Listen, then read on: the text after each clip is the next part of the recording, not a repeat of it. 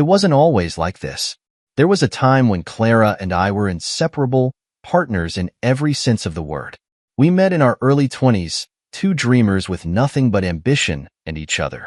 Back then, love was enough. We didn't need wealth or luxury. We had laughter, shared goals, and the belief that together we could conquer anything. We married young, filled with optimism. I worked tirelessly as a teacher, pouring my heart into the next generation, while Clara had dreams of starting her own business. We lived modestly but happily. Even when money was tight, we made do.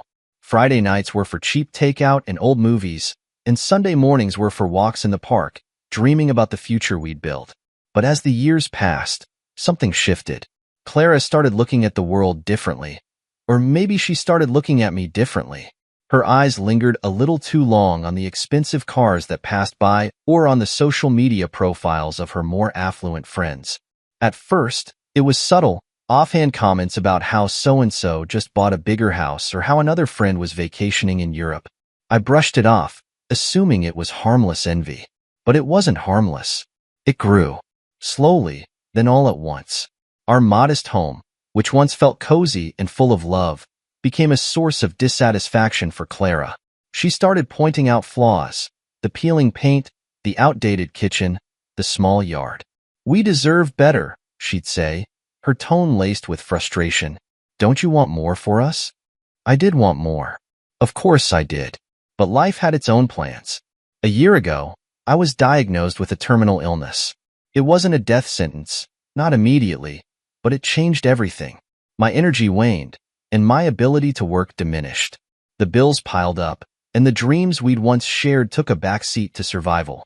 Clara tried to support me at first. She went to doctor's appointments, made sure I took my medication, and even took on a part-time job to help with expenses. But as the months dragged on, her patience thinned. She became distant, her warmth replaced by an edge I didn't recognize. Then came Richard. He entered our lives quietly, like a shadow slipping under the door. Clara mentioned him in passing at first, a friend of a friend who owned a successful business. "He has connections," she said one evening, her tone casual. "He might be able to help me with some ideas I've been working on." I didn't think much of it. Clara had always been ambitious, and networking was part of building her dreams. But soon, Richard became a fixture in our conversations. She'd come home from lunches with him, her eyes alight with excitement. "He has such brilliant ideas," she'd gush. "He's so driven." I listened, trying to be supportive, but a nagging feeling settled in my chest. There was something about the way she spoke about him, a reverence and admiration, that made me uneasy. The first real blow came one evening when I overheard them on the phone. Clara was in the kitchen, her voice low but animated. I wasn't trying to eavesdrop, but the words were impossible to ignore. "I just feel so stuck," she said, her frustration evident. "He doesn't understand what I need. I can't live like this forever." My heart sank. She was talking about me. I knew it. And the person on the other end, soothing her, encouraging her, was Richard. I didn't confront her that night. I didn't know how to. What could I say? That I'd heard her confiding in another man about her dissatisfaction with me? That I was scared of losing her, even though I could feel her slipping away? Instead, I tried harder. I made an effort to be more present, to show her that I still cared, that I was still the man she fell in love with. But no matter what I did, it wasn't enough. She was distant, her mind always elsewhere. And Richard's name kept coming up, a constant reminder of the wedge driving us apart. I wanted to believe that we could fix things, that our love was strong enough to survive this. But deep down, I knew the truth. Clara wasn't just drifting away. She was being pulled, drawn toward a life she thought I couldn't give her. As I lay awake at night, staring at the ceiling, I couldn't help but wonder, how did we get here? How did the woman who once said she'd follow me anywhere become a stranger in our own home? I didn't have the answers then, but I knew one thing for certain. Whatever was coming next, I wasn't ready for it. Richard. His name had become a constant in our lives, a shadow looming over everything Clara and I once shared. At first, he was just a name, an acquaintance Clara had met through one of her networking events. She spoke about him casually, mentioning his business success, his sharp mind, his charm. I tried not to think much of it. Clara had always been drawn to ambition, and Richard, it seemed, was dripping with it. But soon, his presence grew. He was no longer just a topic of conversation. He was influencing Clara in ways I couldn't ignore. It started with small changes. Clara's dismissive attitude toward our life became sharper, more pointed. "We could have so much more," she'd say, her eyes distant. "If only you'd taken more risks, if only we'd aimed higher." The words stung, but I didn't argue. How could I? She wasn't entirely wrong. Our life was modest, humble. I'd worked hard as a teacher, and we'd built a stable home together, but it was clear that stability wasn't enough for Clara anymore. She wanted more. More wealth, more excitement, more of everything Richard seemed to represent. The late-night phone calls began shortly after. I'd hear her voice in the other room, low and conspiratorial, as she laughed and spoke in hushed tones. When I asked who she was talking to, she waved me off. "Just Richard," she'd say, as though it were perfectly normal for a married woman to spend hours on the phone with another man. I tried to ignore the growing tension, tried to convince myself that I was being paranoid. But the changes in Clara were impossible to deny. She became colder, more distant. Her smiles, once warm and genuine, now felt hollow. Her words carried an edge, a sharpness that cut deeper than she realized. One evening, I overheard them talking. I hadn't meant to eavesdrop, but the door to the study was slightly ajar, and their voices carried through the quiet house. "You deserve better than this," Richard said, his tone smooth and persuasive. "You're wasting your potential tied to a life like this." Clara sighed, her voice heavy with frustration. "I know, but what am I supposed to do? He's sick, Richard. I can't just leave him." "Why not?" Richard pressed. "You've already sacrificed so much. Staying with him isn't noble. It's holding you back. You have a chance to build the life you've always wanted. Clara, don't let guilt stop you." I felt like I'd been punched in the gut.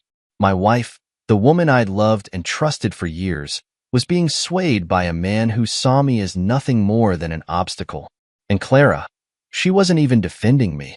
She was letting his words take root, allowing him to shape her thoughts and decisions. I stepped away from the door, my heart pounding. Part of me wanted to burst into the room, to confront them both, to demand answers. But another part of me, an exhausted, defeated part, held me back. What would it achieve? Clara's mind was already clouded by Richard's influence, and any confrontation would only push her further away. That night, as we lay in bed, I couldn't bring myself to look at her. She fell asleep quickly, her breathing steady and calm, while I stared at the ceiling, my mind racing. I thought about the life we'd built together, the dreams we'd shared, the promises we'd made. And I thought about how easily she seemed willing to throw it all away. The next morning, I tried to bring it up, to find a way to bridge the growing chasm between us. "Clara," I said over breakfast, my tone careful, "is everything okay? You've seemed distant lately." She glanced at me, her expression unreadable. "I'm fine," she said curtly, taking a sip of her coffee. "Work's just been stressful." I wanted to push further, to tell her I knew about the conversations with Richard, about the plans she was making. But I couldn't. Instead, I nodded, pretending to accept her answer, even as my heart broke a little more. In the days that followed, I tried to hold on to hope. Maybe she'd realize what she was doing. Maybe she'd see through Richard's manipulation and remember the life we'd built together. But with every passing day, that hope grew fainter. I overheard another conversation a week later, this one even more damning.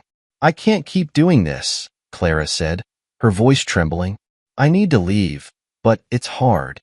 "It's only hard because you're making it hard," Richard replied smoothly. "You have to think about your future, Clara. Staying with him isn't love, it's a burden. You deserve more than that." Hearing those words, I felt a mix of heartbreak and anger. Clara wasn't just slipping away. She was actively planning to leave me, to abandon me in my weakest moment. And Richard was fanning the flames, feeding her every doubt, every insecurity. I wanted to confront her, to demand she choose between me and Richard, between the life we'd built and the illusion of wealth and freedom he offered. But deep down, I was afraid of her answer, afraid that she'd already made her choice. And so, I stayed silent, hoping against hope that she'd come to her senses. But in my heart, I knew the truth. Clara was no longer the woman I'd married. She was slipping through my fingers, and there was nothing I could do to stop it. The village was Clara's idea. She called it a peaceful retreat, a place where I could focus on my health and escape the stresses of the city.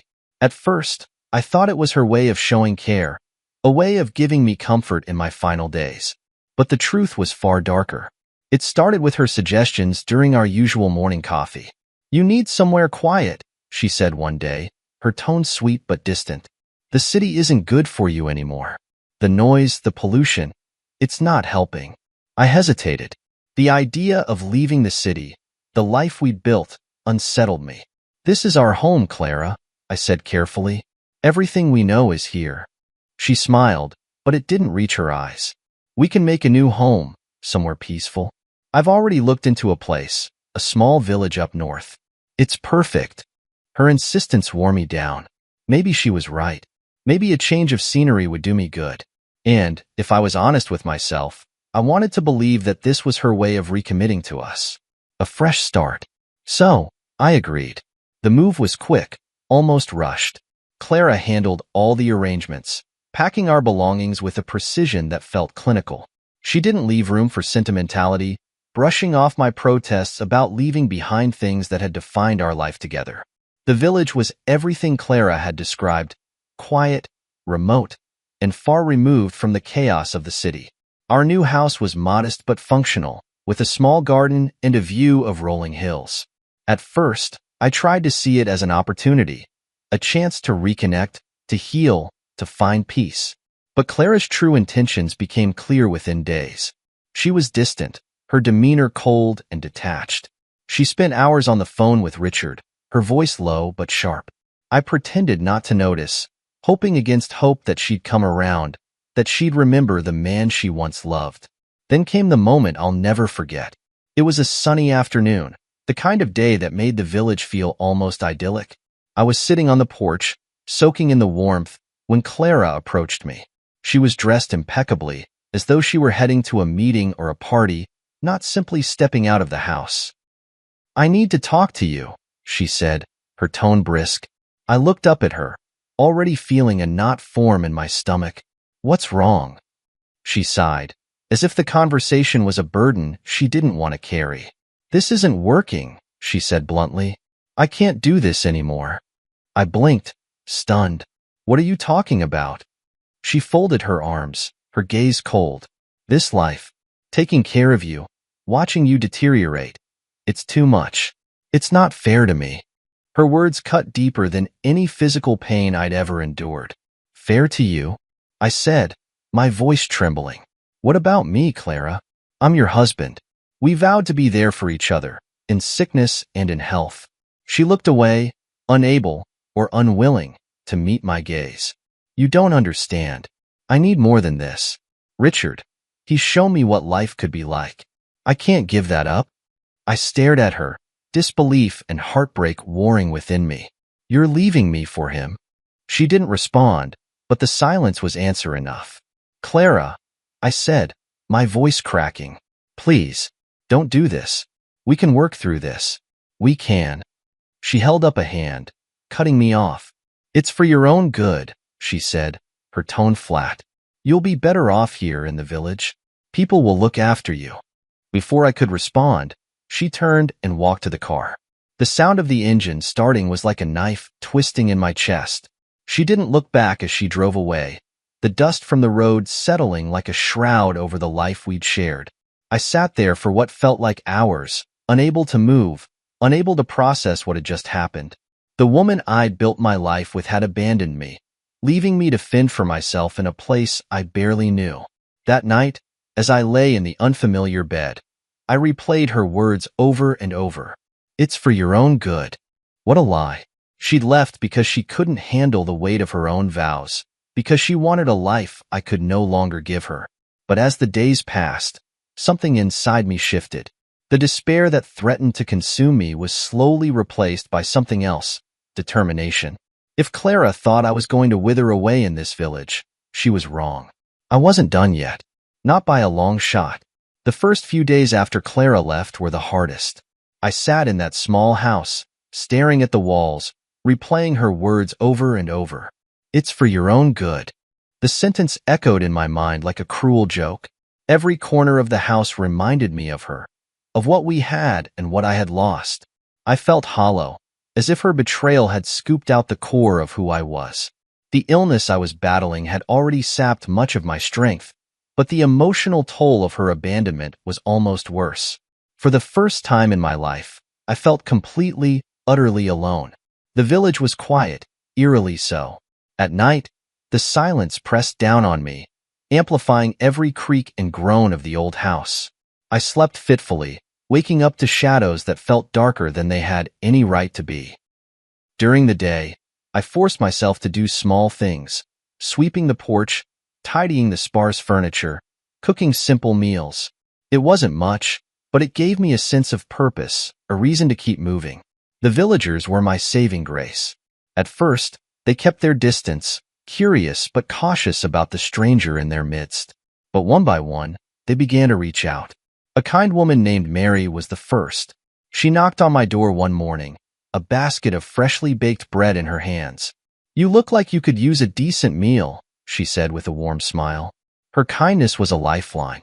She introduced me to others in the village: farmers, artisans, retirees, each of them offering small gestures of support.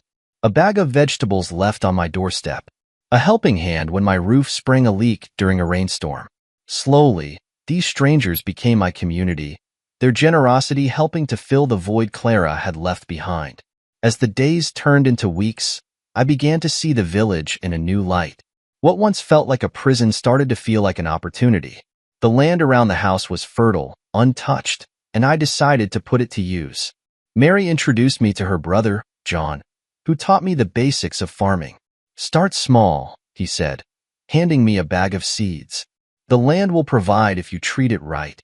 The work was grueling, especially in my condition, but it gave me something I hadn't felt in months: hope. I spent hours in the dirt, planting rows of vegetables, tending to the soil, and watching as tiny green shoots began to emerge. The physical labor was exhausting, but it also strengthened me in ways I didn't expect. My body, though still fragile, grew stronger. My mind, once clouded with despair, became clearer. The villagers rallied around me, their support unwavering. They didn't pity me, they respected me. They saw my effort, my determination to rebuild, and they matched it with their own. It wasn't long before the once abandoned house began to feel like a home. The garden flourished, the walls were patched and painted, and the porch became a gathering place where I shared stories with my new neighbors. Through it all, I learned something about resilience. It wasn't about pretending the pain didn't exist or trying to forget what had happened. It was about finding the strength to keep going, to build something new from the ruins of what was lost. Clara's betrayal had broken me, but it hadn't destroyed me. If anything, it had forced me to dig deeper, to discover a strength I didn't know I had. One evening, as I sat on the porch watching the sun set over the hills, Mary joined me. She handed me a cup of tea and sat in silence for a moment before speaking.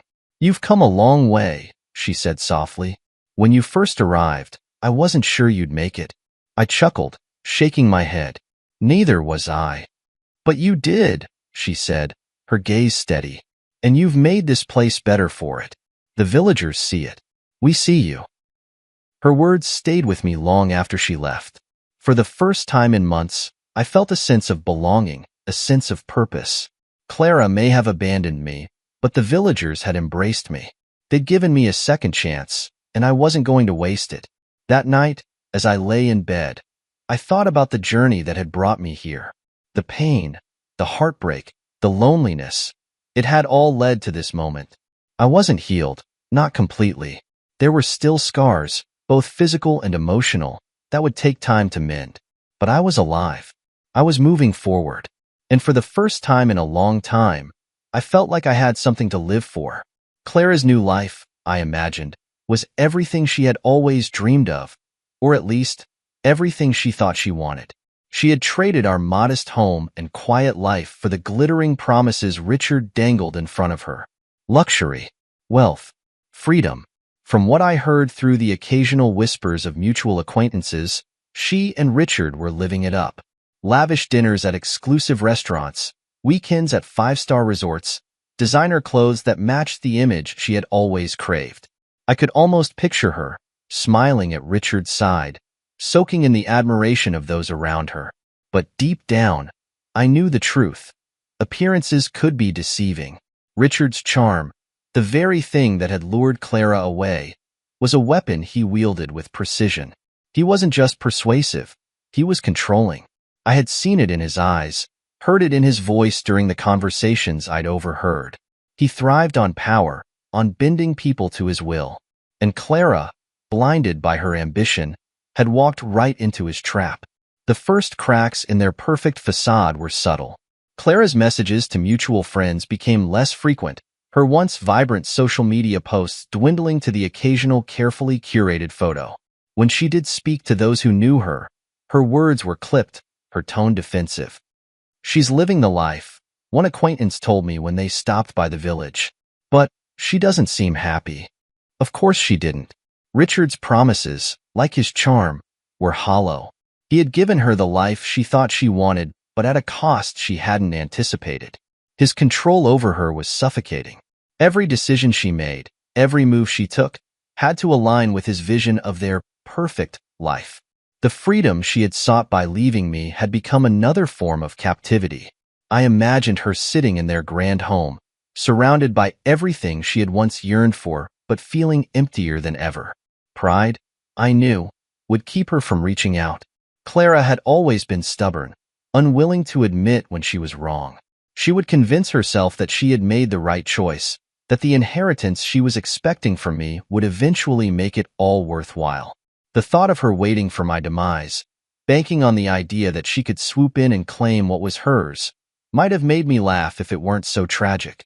She didn't know what I had been doing, how I had been rebuilding my life. She had left me in that village to fade away, but I had done the opposite. While she was stuck in Richard's golden cage, I was growing stronger every day. Still, there was a part of me that couldn't entirely let go of the woman I had loved. I wondered if she thought of me, if she regretted what she had done. Did she ever lie awake at night, haunted by the memory of driving away, leaving me standing on that porch? Or had she buried those memories so deep that they no longer surfaced? The villagers often asked me about her. They were too polite to pry, but their curiosity was evident. Mary, in particular, seemed concerned. "Do you think she'll ever come back?" she asked one evening as we worked together in the garden. I paused, considering her question. "Maybe," I said finally, "but not for the reasons you think." Mary frowned. "What do you mean?"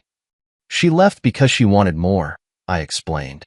"But if she comes back, it won't be out of love or regret. It'll be because she thinks there's something here for her to gain." Mary's lips pressed into a thin line. "And if she does?" I shrugged, wiping the sweat from my brow. "Then she'll see what she lost."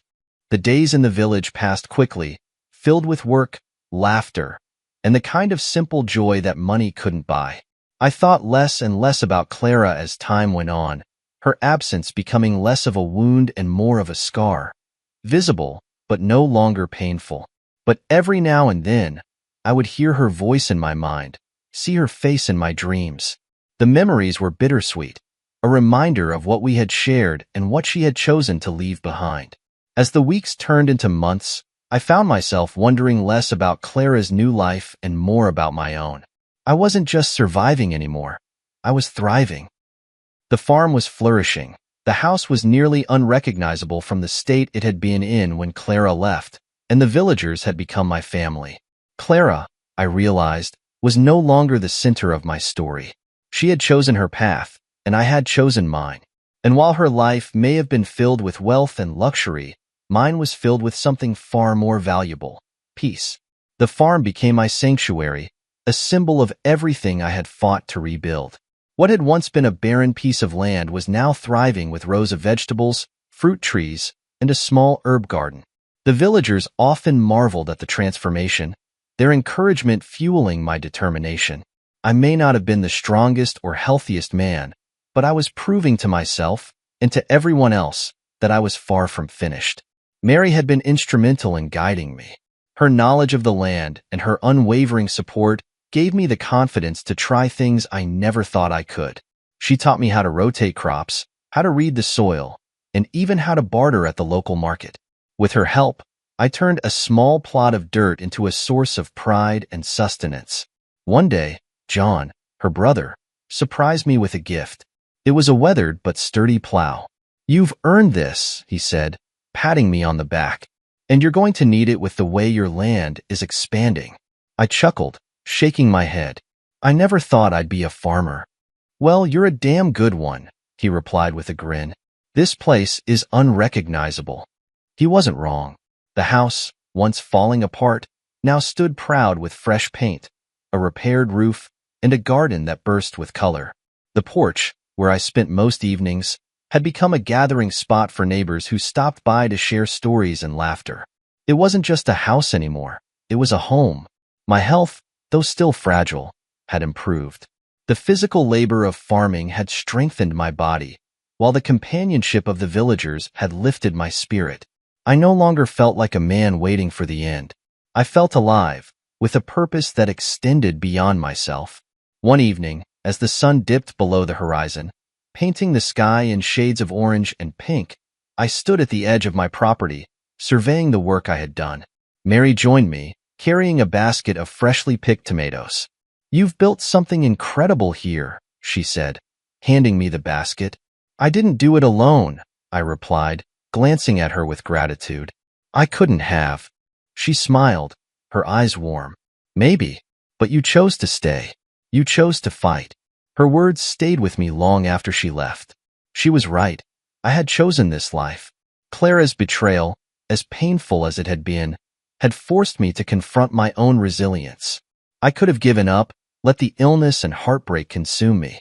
But instead, I had dug deep, finding strength I didn't know I had. The villagers began to look up to me in ways I never expected. They sought my advice on planting schedules, invited me to community gatherings, and celebrated my successes as if they were their own. I wasn't just a stranger in their village anymore. I was one of them. It was a feeling I hadn't known I needed until I had it. One afternoon, Mary and John brought a group of children to the farm, eager to learn about planting and growing. Watching their wide-eyed curiosity and hearing their laughter reminded me of my days as a teacher.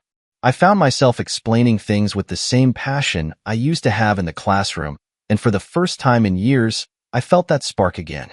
As the weeks turned into months, I began to think less about Clara and more about the future I was building. She had left me in this village expecting me to wither away, but I had done the opposite. I had grown, flourished, and found a life that was richer than anything money could buy. One evening, as I sat on the porch with Mary and a few other villagers, sharing a meal and watching the stars, I realized something. This wasn't just survival, it was transformation. Clara's betrayal had been a turning point, but it wasn't the end of my story. It was the beginning of something far greater. I still thought about her sometimes, wondering what her life was like with Richard. Did she feel the same sense of fulfillment I had found here? Or was she still chasing the illusion of happiness he had promised her? I didn't know and I didn't care. My focus was here, on the farm, on the people who had become my family, and on the life I was creating. I had been abandoned, but I wasn't broken.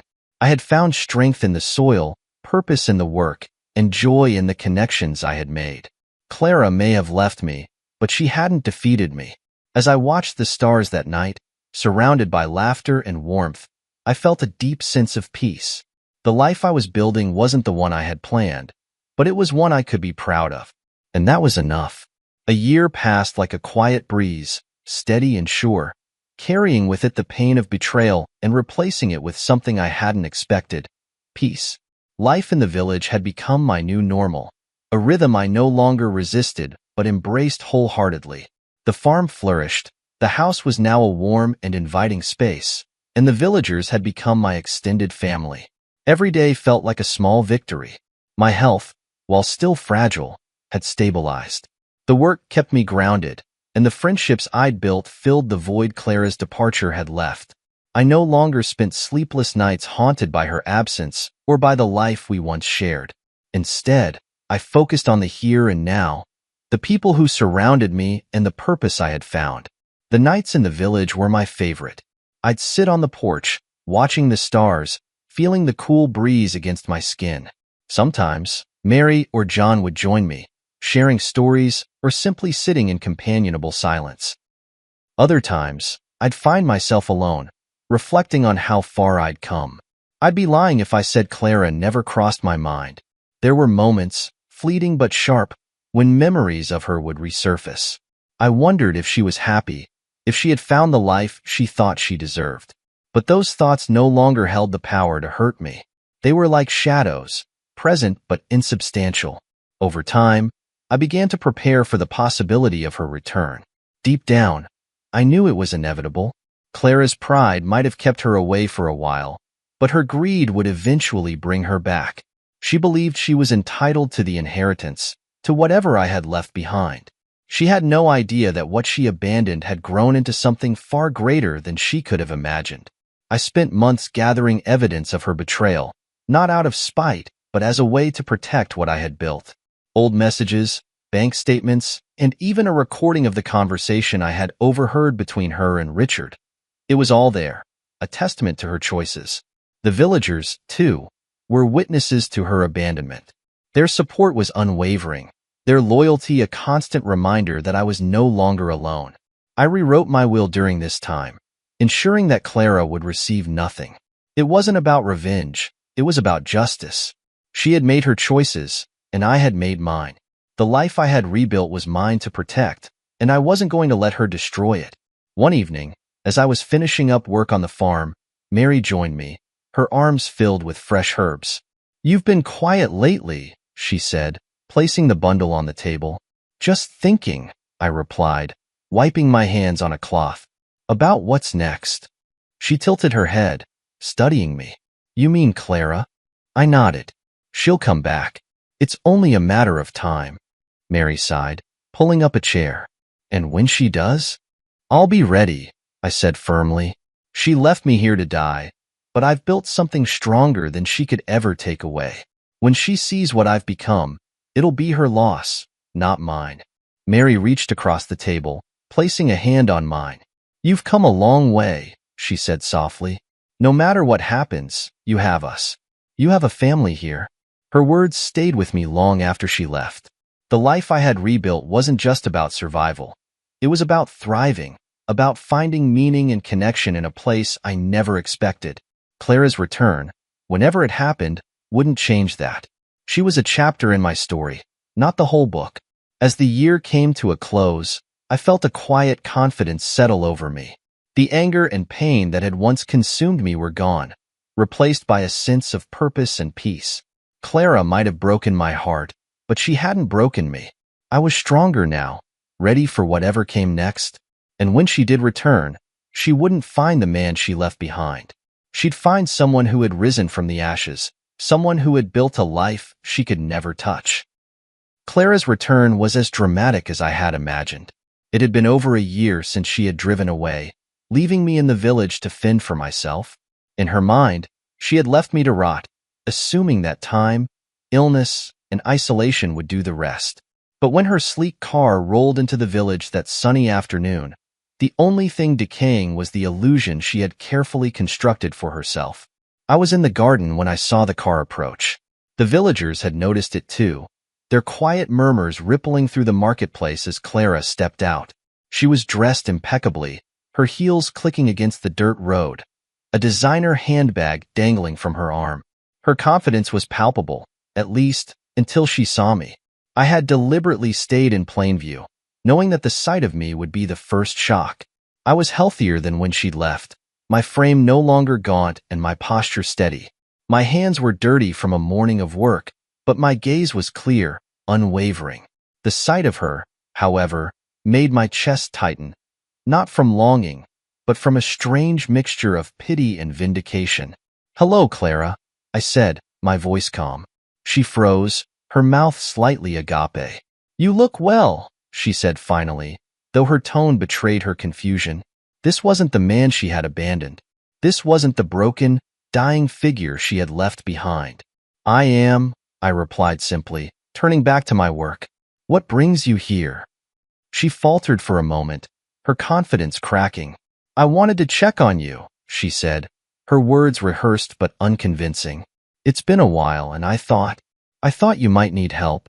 I couldn't help but chuckle, shaking my head as I rose to my feet. Help? Is that what you think I need? Her eyes darted around, taking in the transformed property. The garden was lush, the house freshly painted, the small barn in the back brimming with activity. A few villagers waved to me as they passed, their smiles genuine, their presence a testament to the life I had built. Clara's confidence faltered further as she realized just how wrong her assumptions had been. I didn't know, she began, her voice trailing off. No, you didn't, I said, stepping closer. You didn't know because you didn't care to find out. You thought you'd leave me here to fade away, but instead, I thrived. She stiffened, her pride forcing her to regain some composure. I didn't mean to hurt you, she said, though her tone lacked sincerity. I thought this would be the best place for you to rest. Rest? I repeated, my voice sharper now. Don't lie to me, Clara. You left me here because you wanted to be free, to chase your dreams with Richard. Don't insult me by pretending otherwise. Her face flushed, but before she could respond, Mary appeared, carrying a basket of vegetables. Is this your wife? She asked, her tone polite but pointed. Yes, I said, meeting Clara's gaze. Mary, this is Clara. Clara, this is Mary. She's been a good friend to me, unlike some people. Mary smiled faintly, her eyes studying Clara with a quiet intensity. It's nice to meet you, she said, though the underlying judgment was clear. Clara muttered a half-hearted greeting before turning back to me. I didn't come here to fight, she said, her voice tight. I wanted to see how you were doing. And now you've seen, I said, my tone flat. I'm doing just fine. Better than fine. Actually, her eyes scanned the property again. The flourishing garden, the repaired house, the villagers who stopped to greet me warmly. It was clear she hadn't expected any of this. She had come looking for a broken man. But instead, she had found someone who had risen from the ashes she had left behind.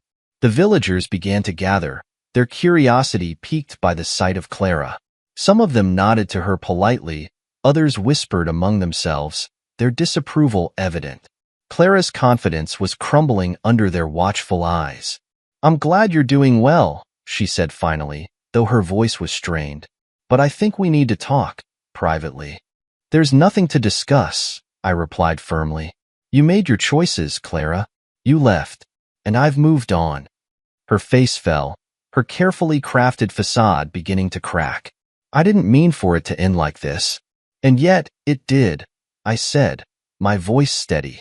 You abandoned me, Clara. You chose Richard and the life he promised you over the vows we made. You don't get to come back now and act like none of that happened. Her silence spoke volumes. She had no defense, no justification that could hold weight. The villagers around us murmured in agreement, their presence a reminder of the support and community I had found in her absence. Clara, I said, softening my tone slightly, I don't hate you, but I don't owe you anything. Not an explanation, not forgiveness, and certainly not the life I've rebuilt. She looked at me then, truly looked at me, and I saw something I hadn't seen in years, regret. But it was too late for that. The life she had left behind was no longer hers to reclaim. As I turned back to my work, she stood there for a moment longer, as if searching for something to say. But there was nothing left. With a final glance at the life she had abandoned, she turned and walked back to her car. The sound of the engine starting was the only noise as she drove away, leaving the village and me behind once again. This time, however, her departure didn't hurt. It felt like closure. Clara's return may have ended in her retreat, but I knew she wouldn't stay away for long. She had seen what I had built, the life she had expected to crumble in her absence, and it had shaken her. It wasn't guilt driving her. It was greed. I had prepared for this moment, knowing that when she returned, it would be for one reason only, to claim what she thought she was entitled to. It didn't take long. Just a few days later, she arrived again, this time with more confidence or desperation, depending on how you looked at it. She was no longer dressed in the sharp, expensive clothes from before. Her outfit, though still neat, lacked the glamour she usually wore like armor. The cracks in her life with Richard were starting to show. I was on the porch when she walked up, clutching her handbag tightly. I didn't rise to greet her. I didn't offer her a drink or a chair. Instead, I waited, letting her speak first. "We need to talk," she said, her tone clipped but lacking its usual sharpness. "About what?" I asked, keeping my voice calm. Her eyes darted to the house, the flourishing garden, the signs of success all around. About us. About the inheritance. There it was. The words I had been expecting. "There is no us, Clara," I said, leaning back in my chair. "And as for the inheritance, I've already taken care of that." Her brow furrowed, confusion and unease flickering across her face. "What do you mean?" I reached into the folder sitting on the table beside me and pulled out the documents I had prepared. "This," I said, holding them up, "is the evidence of your abandonment. The messages between you and Richard, the conversation I overheard about leaving me. The villagers are witnesses to what you did. And this," I held up another paper, "is my will, updated and notarized. You get nothing, Clara." Her face turned pale, her composure crumbling. "You can't do that," she stammered. "I'm still your wife." "You stopped being my wife the day you drove away," I said, my voice steady but firm. "You chose Richard. You chose to abandon me. And now, you have no claim to anything I've built." She opened her mouth to argue, but I didn't give her the chance. "Do you remember what you said to me that day? It's for your own good. That was your excuse for leaving me here to die. But I didn't die, Clara. I thrived. And now, you're standing here because you can't face the consequences of your choices." Her hands You didn't trembled mean for as she me to clutched her survive. bag tighter. I interrupted. I didn't mean, My voice cold. "You thought I'd wither away, that you'd come back to a corpse and a pile of money. Well, you were wrong." The villagers began to gather, their quiet murmurs growing louder as they realized what was happening. Mary stepped forward, her expression fierce. "We saw what you did," she said, her voice cutting through the air. "You left him here without a second thought. You don't deserve anything from him." Clara looked around, her confidence shattered under the weight of their judgment. "I made a mistake," she said, her voice desperate. "I was overwhelmed, and Richard manipulated you, sure," I said, cutting her off. "But you let him. You chose to believe his lies because they fit the fantasy you wanted to live. And now, that fantasy is falling apart." Tears welled up in her eyes, but I felt no sympathy. She wasn't crying because she regretted what she had done. She was crying because her plans had unraveled. "You need to leave," I said, rising to my feet. "There's nothing for you here, Clara. Not anymore." The villagers nodded in agreement, their presence a wall of support I hadn't realized I needed. Clara stood there for a moment, as if hoping I might change my mind. But when she saw the resolve in my eyes, she turned and walked away, her head bowed. As she got into her car and drove off, the tension in the air dissipated. The villagers clapped me on the back, their voices filled with encouragement and pride. Mary stayed behind as the others dispersed, her gaze steady. "You did the right thing," she said softly. "I know," I replied, though the weight of the moment lingered. "But it doesn't feel as good as I thought it would." She nodded, understanding. "Closure rarely does. But you're free now, and that's what matters." I watched the road long after Clara's car disappeared, the dust settling in her wake. She was gone, truly gone this time. And with her departure came a sense of finality. She had tried to take everything from me, but instead, she had given me something far greater. The chance to rebuild, to grow, to find a life that was mine alone. I turned back to the house, to the garden, to the life I had created. Clara's betrayal had hurt, but it hadn't broken me. If anything, it had made me stronger. And now, with her gone, I could finally move forward. Clara's departure felt like the final page of a long, painful chapter. As her car disappeared down the dusty road, the weight I had carried for over a year lifted, leaving behind a strange mixture of relief and melancholy. I wasn't angry anymore. I wasn't bitter. I was simply done. The villagers, as always, rallied around me. That evening, Mary and John brought food and laughter to my home, their presence a reminder that my life was no longer defined by Clara's absence. Others stopped by with kind words and knowing smiles, their support wrapping around me like a warm embrace. This wasn't just a community. It was a family, one I had earned through resilience and determination. I spent the next few days reflecting on everything that had happened.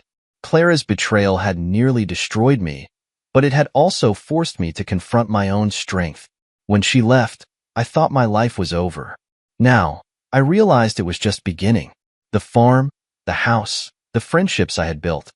These were all symbols of my transformation, proof that I could endure and thrive despite the odds. One evening, as I sat on the porch watching the sun set over the hills, Mary joined me. She brought a cup of tea, her quiet presence comforting. "You seem lighter," she said, handing me the cup. "I am," I replied, taking a sip. "For the first time in a long time, I feel free." She smiled, her eyes warm. "You've come a long way." I nodded, gazing out at the fields. I didn't think I'd survive this, but here I am. "And thriving," she added, her tone teasing. I chuckled, the sound feeling strange but welcome. "Thriving," I agreed. The days turned into weeks, and the farm continued to flourish. The villagers and I worked together to expand the crops, adding new vegetables, and even a small orchard. The house, once a symbol of abandonment, had become a beacon of hope. It wasn't just my home. It was a testament to what could be built from the ruins of despair. Occasionally, I thought of Clara. I wondered where she was, what her life with Richard had become. From what little I'd heard through whispers and rumors, their relationship was far from the glamorous partnership she had envisioned. Richard's charm had faded, revealing the controlling, manipulative man beneath. Clara, it seemed, had traded one set of problems for another. But those thoughts didn't linger. They were fleeting, like clouds passing across the sky, unable to overshadow the light I had found in my new life. One afternoon, while working in the garden, Emma and Jake, two of the village children I had grown close to, ran up to me, their faces glowing with excitement. "Uncle," Emma called, holding up a small, lopsided carrot she had just pulled from the ground. "Look what I grew." I knelt down, examining the carrot with exaggerated seriousness. "This," I said, holding it up, "is the most perfect carrot I have ever seen." She giggled, her laughter filling the air, and Jake chimed in, "Can we plant more?" "Of course," I said, ruffling his hair. "This farm belongs to all of us." Their joy reminded me of why I had fought so hard to rebuild my life. It wasn't just about proving Clara wrong or surviving her betrayal. It was about finding purpose, creating something meaningful, and sharing it with others. As the sun set that evening, painting the sky in shades of orange and pink, I stood at the edge of the farm, feeling a deep sense of contentment. My life was no longer defined by Clara's choices or Richard's manipulations. It was defined by the work I had done, the people I had connected with, and the peace I had found. Clara's betrayal had broken me, but it hadn't destroyed me. It had made me stronger, more resilient, and more determined to live a life filled with authenticity and love. She had left, thinking I would wither away, but instead, I had flourished. As I turned back to the house, the laughter of the children still ringing in the air, I realized something important. Forgiveness wasn't about letting someone back into your life. It was about letting go of the pain they caused and choosing to move forward. And that's exactly what I did. I moved forward, surrounded by a new family, a thriving farm, and a life that was entirely my own. Clara's story was over, but mine was just beginning.